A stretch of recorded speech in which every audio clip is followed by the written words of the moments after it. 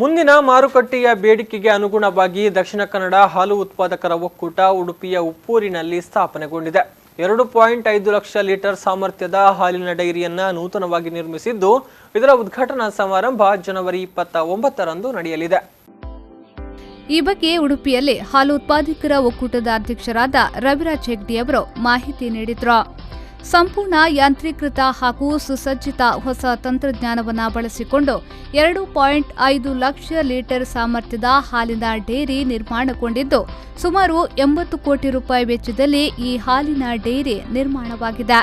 ಜನವರಿ 29ರಂದು CM ಕುಮಾರಸ್ವಾಮಿಯವರು ಉದ್ಘಾಟಿಸಲಿದ್ದು, ಪೇಜಾವರ ಮಠಾಧೀಶ ವಿಶ್ವಪ್ರಸನ್ನ ತೀರ್ಥ ಸ್ವಾಮೀಜಿ, ಕೇಂದ್ರ ಸಚಿವ ಡಿ.ವಿ. ಸದಾನಂದಗೌಡ, ರಾಜ್ಯ ಲೋಕೋಪಯೋಗಿ ಸಚಿವ ಎಚ್.ಡಿ. ರೇವಣ್ಣ, ಸಹಕಾರ ಸಚಿವ ಬಂಡೆಪ್ಪ ಕಾಶಂಪೂರ್, ಮೀನುಗಾರಿಕಾ ಸಚಿವರಾದ ವೆಂಕಟರಾವ್ ನಾಡಗೌಡ, ಉಸ್ತುವಾರಿ ಸಚಿವೆ ಜಯಮಾಲಾ ಮುಂತಾದ ಗಣ್ಯರು ಕಾರ್ಯಕ್ರಮದಲ್ಲಿ ಭಾಗವಹಿಸಲಿದ್ದಾರೆ ಎಂದು ಹೇಳಿದರು.